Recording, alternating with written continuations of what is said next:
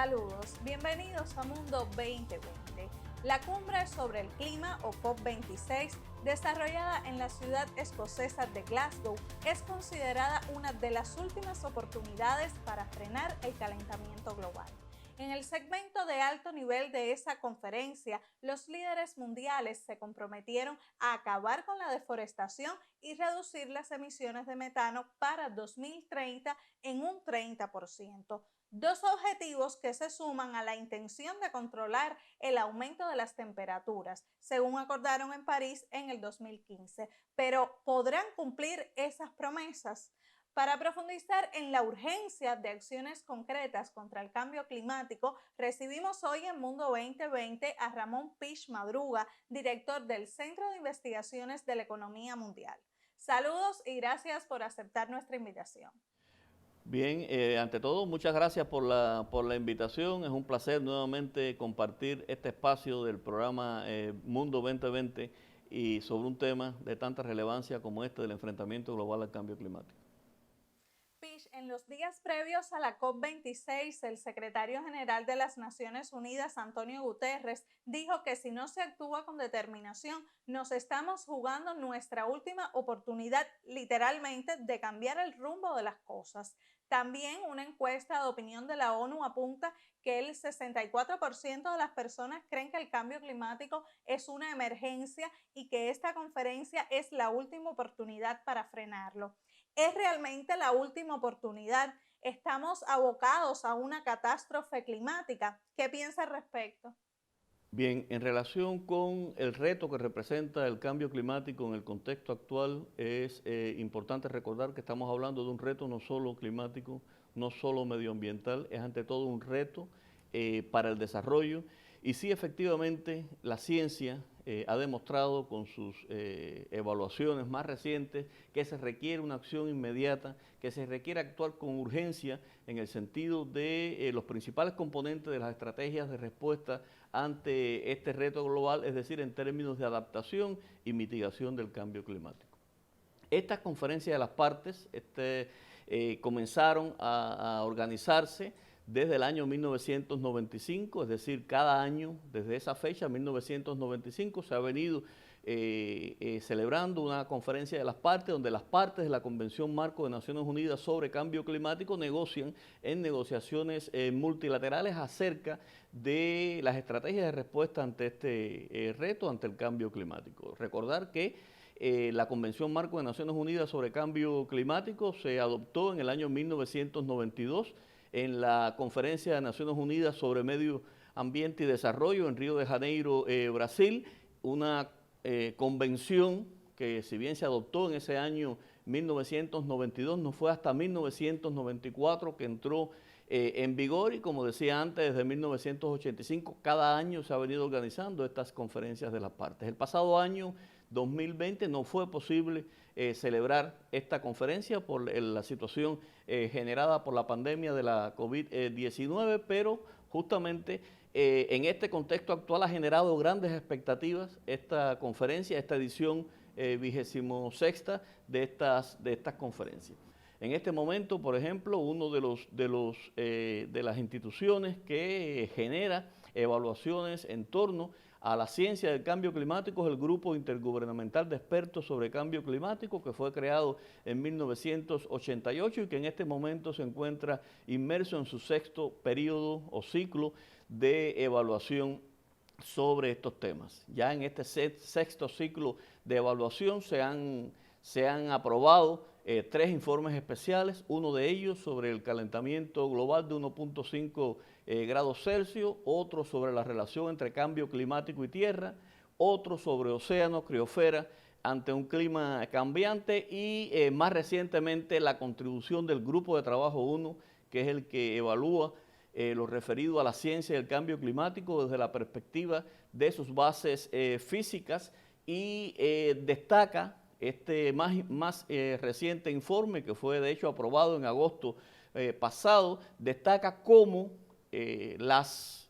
temperaturas medias globales continuarían creciendo al menos hasta mediados de este siglo,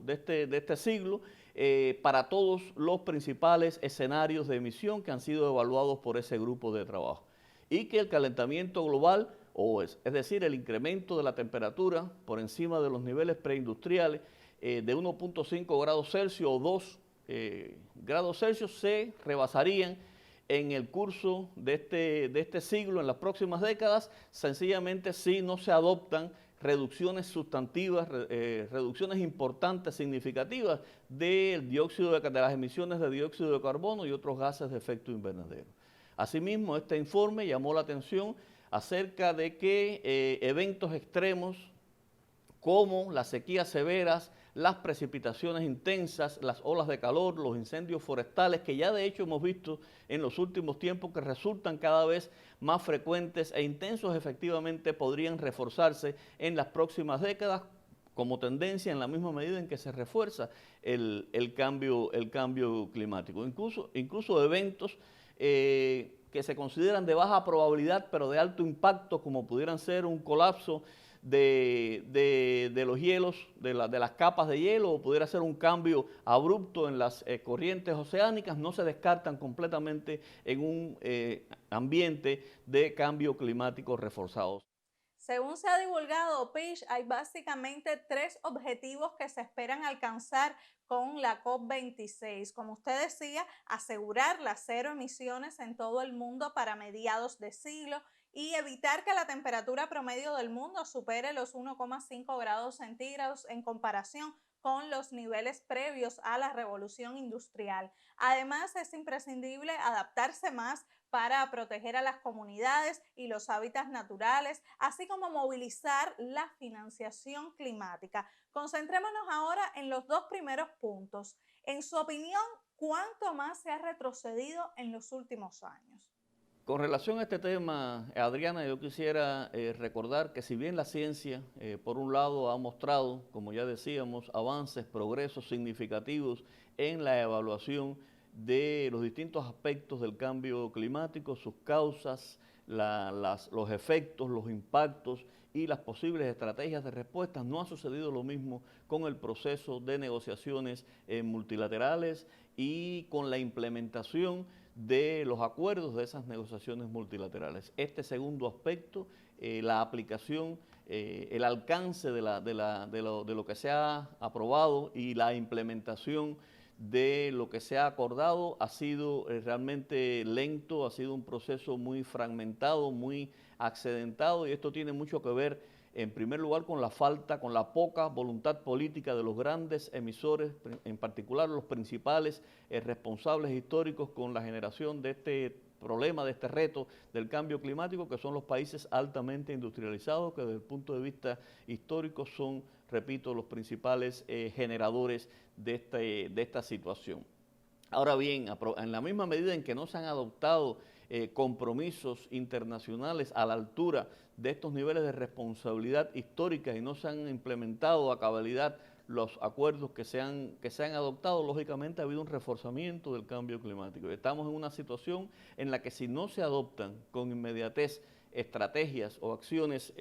radicales, transformaciones significativas, sencillamente se estaría comprometiendo el futuro de la humanidad por el impacto que tiene el cambio climático prácticamente en todos los sectores socioeconómicos. Hoy por hoy puede hablarse de un reforzamiento sin precedentes del cambio climático, aún considerando la reducción significativa que tuvieron las emisiones en la primera mitad del año 2020 como resultado de la cuarentena que generó la pandemia, aún considerando esa reducción significativa de emisiones, el cambio climático se ha seguido reforzando, las concentraciones de los principales gases de efecto invernadero en general ha seguido creciendo y se han visto cómo en años muy recientes se ha aumentado el proceso de elevación del nivel del mar, han seguido creciendo las temperaturas. El año 2020 ha sido considerado como uno de los 3 años más calurosos desde que se cuenta con registros históricos. Los eventos extremos, bueno, la prensa ha venido reflejando en años recientes cómo ha crecido con una rapidez y han proliferado situaciones como las olas de calor, los incendios forestales, la pérdida de hielos polares, las sequías severas, las precipitaciones intensas. De hecho, también hemos tenido temporadas ciclónicas particularmente activas, y se dice que el incremento de la proporción de ciclones intensos está muy asociado también a este problema. O sea que en sentido general hemos tenido un reforzamiento de ese cambio climático, y esta tendencia continuaría acentuándose en la misma medida en que no se adopten con rapidez medidas, reducciones significativas de esas emisiones de gases de efecto invernadero. Se señala que el 2030 es un año clave, o sea, lo que se haga justamente en los años, en un futuro próximo, antes de esa fecha, sería fundamental para evitar situaciones más lamentables o pérdidas mayores o situaciones, efectos catastróficos asociados a esta situación del cambio climático. Y con respecto a la movilización de la financiación, las naciones ricas prometieron canalizar 100.000 millones de dólares anuales a las naciones menos ricas antes de 2020 para ayudarlas a adaptarse al cambio climático y a mitigar los nuevos incrementos de las temperaturas. Eso no se ha materializado, pero ¿es viable su cumplimiento?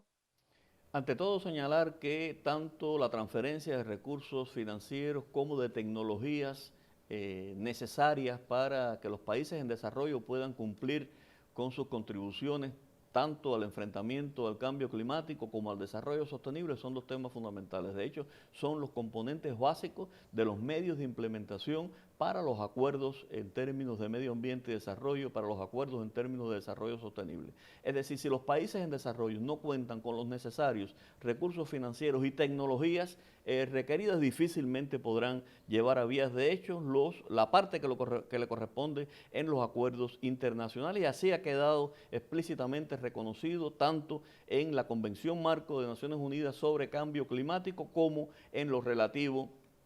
a el Acuerdo de París y otros instrumentos dentro de estas negociaciones multilaterales. Esto tiene mucho que ver, en definitiva, con las grandes asimetrías que existen en el mundo actual. Estamos hablando de un mundo donde el 81% de la población mundial vive en 140 países que son países en desarrollo y que apenas generan un 32% de las exportaciones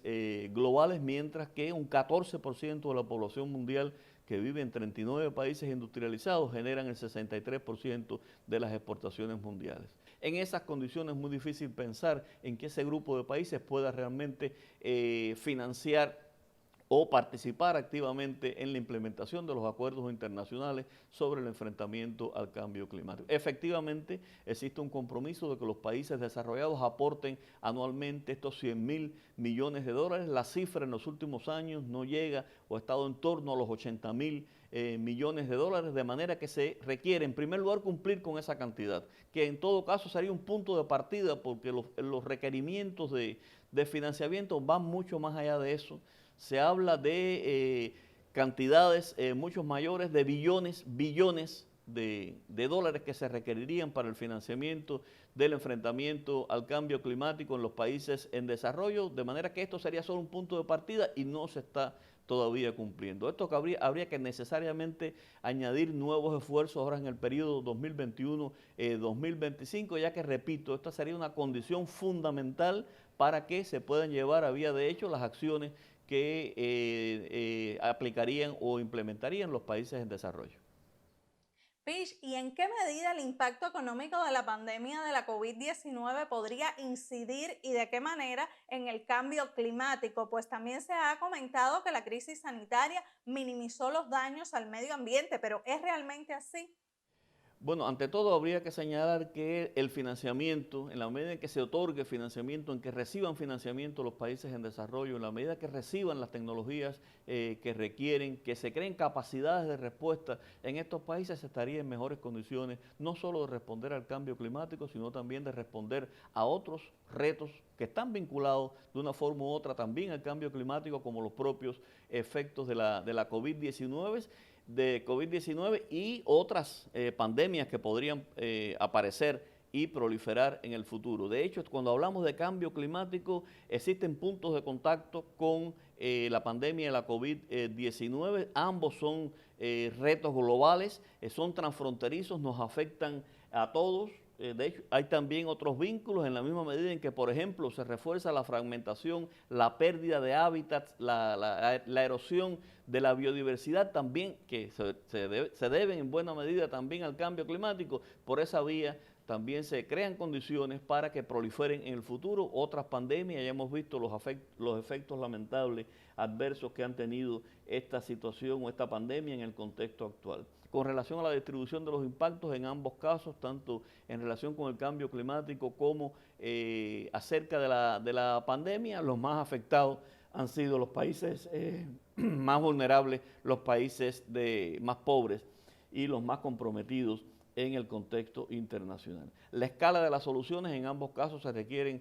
soluciones inmediatas, pero al mismo tiempo una perspectiva de mediano y largo plazo, o sea, no son fenómenos,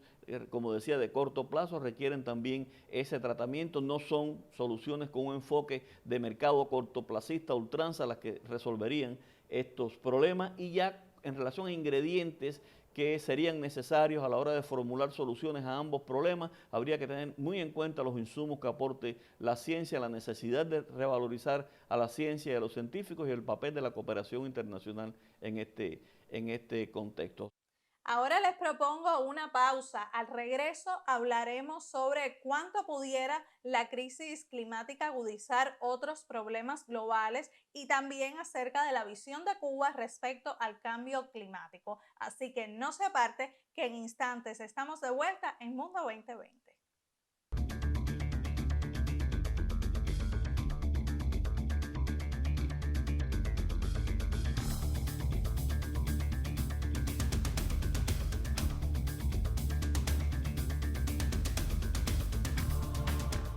Seguimos conectados en Mundo 2020. Hoy hablamos sobre la urgencia de acciones para mitigar el impacto del cambio climático en el contexto de la conferencia de la ONU sobre este tema, la COP26. En la primera parte del programa, nuestro invitado se refería a los compromisos incumplidos por parte de gobiernos de países desarrollados para ayudar a las naciones menos ricas a enfrentar la crisis climática. Precisamente eso denunciaron cientos de activistas que se congregaron en la ciudad escocesa de Glasgow al margen del evento oficial para exigir acciones concretas y dejar a un lado lo que llamaron hipocresía ecológica. Sobre estos desafíos continuamos entonces el diálogo con Ramón Pich, director del Centro de Investigaciones de la Economía Mundial. Pich, los países más pobres son los que emiten menos gases de efecto invernadero, los que menos contaminan en la actualidad, pero son los que cargan con el mayor impacto social y económico del cambio climático. A raíz de los graves incendios en la selva amazónica hace aproximadamente 2 años, contamos con su presencia aquí en Mundo 2020 y ahí usted defendió con mucha pasión el principio de las responsabilidades comunes pero diferenciadas que debe primar en la lucha contra el cambio climático. ¿Hasta qué punto ha prevalecido ese principio en la COP26? Bueno, el principio de las responsabilidades comunes pero diferenciadas, yo diría que es la piedra angular de las negociaciones multilaterales, no solo en relación con el enfrentamiento al cambio climático, sino en general en relación con el desarrollo sostenible, con el vínculo entre medio ambiente y desarrollo. Hablamos de responsabilidades comunes porque estamos hablando de retos comunes, donde todos de una forma u otra somos parte del problema y debemos ser parte de la solución. Pero esas responsabilidades son diferenciadas en la misma medida en que no todos los países, no todos los grupos de países han contribuido de igual manera a la generación del problema. No todos tienen iguales capacidades y hay que, por supuesto, buscar soluciones integradoras y globales a este tema. Desde el punto de vista de la generación del problema, como hemos dicho en otras ocasiones, primero hay que considerarlo desde una perspectiva histórica. No basta con analizar las contribuciones más recientes o en las décadas recientes de los distintos grupos de países a las emisiones de gases de efecto invernadero, sino que hay que considerarlo desde el momento mismo en que comenzó la industrialización en los que hoy son países altamente industrializados. Y tener en cuenta que en todo ese periodo histórico, desde la revolución industrial en Inglaterra en el último tercio del siglo XVIII, los patrones energéticos han sido dominados por los llamados combustibles fósiles, el carbón primero, luego el petróleo y el gas natural, que todavía representan alrededor del 80% del balance de energía comercial mundial, y en esas condiciones obviamente esto refuerza, es uno de los grandes temas a considerar, el gran peso que tiene el sector energético, los combustibles fósiles en la generación de este problema, y por eso se habla tanto de la necesidad de contar con un futuro o movernos hacia un futuro mucho menos intensivo en la generación, en las emisiones de carbono. Ahora bien, volviendo a este principio que es clave, decía que es un principio que aparece refrendado en la Declaración de Río de Janeiro de 1992 de la Cumbre de la Tierra, la Declaración de Río sobre Medio Ambiente y Desarrollo, y ha seguido en la letra de los principales acuerdos internacionales sobre estos temas. Los países en desarrollo defienden con mucha pasión, como usted decía, este tema. Para Cuba es un elemento fundamental de las negociaciones multilaterales y parte de un elemento de justicia climática, de sencillamente reconocer las grandes asimetrías socioeconómicas del mundo actual, las grandes asimetrías en la generación del problema y los grandes requerimientos en términos, como ya decíamos, de financiamiento, de tecnología, de parte de los países en desarrollo como una condición para poder avanzar en el sentido del cumplimiento de los distintos acuerdos, tanto de la Convención como del Acuerdo de París. Por supuesto que es un tema de injusticia climática a los que usted se refería, es de que los más afectados son justamente los países más vulnerables y son los que menos han contribuido a la generación del problema. Dentro de este grupo de países, por ejemplo, los pequeños estados insulares en desarrollo son países particularmente vulnerables, que han sido reconocidos como un grupo de países con una condición especial desde el punto de vista del enfrentamiento del cambio climático, y que requieren también una atención especial como parte de la Agenda del Desarrollo Sostenible y de la Agenda Climática Internacional.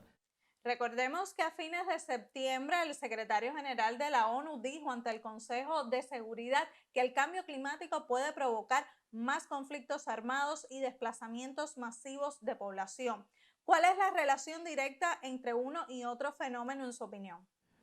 Sí, Adriana, bueno, comenzaba al inicio del programa señalando que estamos hablando no solo de un reto climático, no solo de un reto ambiental, un reto para el desarrollo que impactaba sobre todos los sectores socioeconómicos, y en este sentido,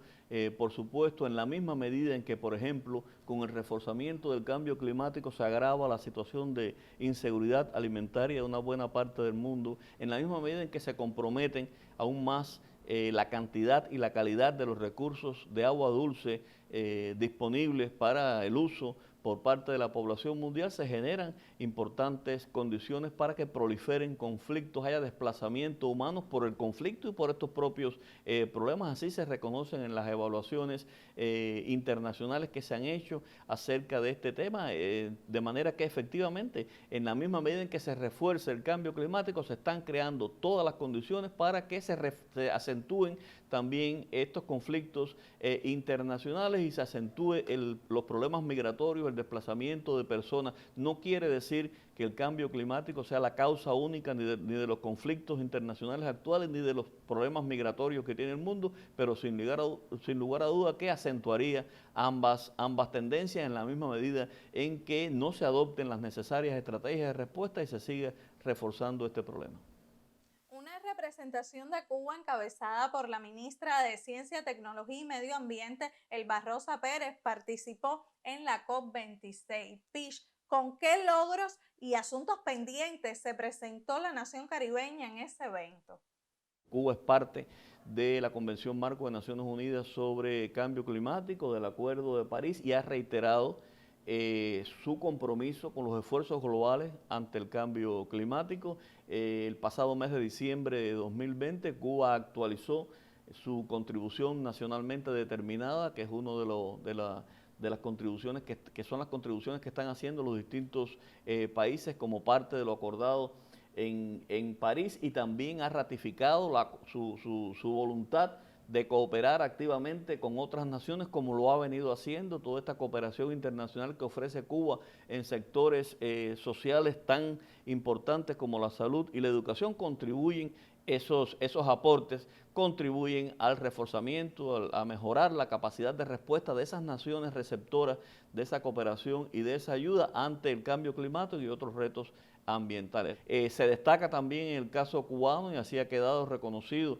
en los distintos planteamientos internacionales de Cuba, el impacto adverso que tiene el bloqueo recrudecido de los Estados Unidos, no solo en general en el desarrollo socioeconómico del país, sino en particular en la implementación de la agenda climática, en la implementación de los 17 Objetivos de Desarrollo Sostenible, y este es un tema que Cuba destaca con mucha justicia en estos procesos de negociaciones internacionales. Cuba endosa plenamente el principio de las responsabilidades comunes pero diferenciadas. El tema del enfrentamiento al cambio climático ha sido reconocido, por ejemplo, en la en la actual Constitución aprobada en 2019, donde explícitamente eso se reconoce. También la voluntad expresa del país ha quedado refrendada en el Plan de Estado Tarea Vida, al más alto nivel gubernamental y estatal. En este caso, en el año 2017 se aprobó este plan de Estado, que en la COP26 hubo una presentación de los principales resultados que ya se han venido registrando en el país. Para Cuba la adaptación es fundamental, aunque también se incorporan como parte de la respuesta elementos de mitigación del cambio climático. O sea, la adaptación, todas las acciones, los programas dirigidos a reducir la vulnerabilidad del país, para Cuba es la principal prioridad, tratándose de un archipiélago con grandes vulnerabilidades, la zona geográfica donde nos encontramos, la alta propensión, por ejemplo, a ser afectados por eventos extremos como los ciclones tropicales, hacen de la adaptación un tema central. Y aquí otro tema, o sea, en las estrategias de respuesta de Cuba, todo el sistema de respuesta ante eventos extremos, ante eventos meteorológicos y climáticos extremos, ha sido reconocido internacionalmente como un logro del país que ha permitido reducir significativamente las pérdidas materiales y a una mínima expresión las pérdidas humanas. También decía que la mitigación forma parte de las respuestas de Cuba, si bien Cuba no es un gran emisor, también incorpora sus acciones dirigidas a reducir la intensidad de carbono de su economía, y así ha quedado reflejado también en el Plan Nacional de Desarrollo Económico y Social del país hasta 2030, donde por primera vez se introduce este concepto de movernos también hacia un desarrollo con menos intensivo en emisiones de gases de efecto invernadero. Pues muchísimas gracias, Pish, por compartir estas reflexiones sobre la necesidad de cambiar la forma en que hoy nos desarrollamos para preservar el planeta. Muchas gracias nuevamente por la invitación al programa. Nos veremos en otra ocasión. Y así nos despedimos. La próxima semana regresamos para mirar al mundo con 2020.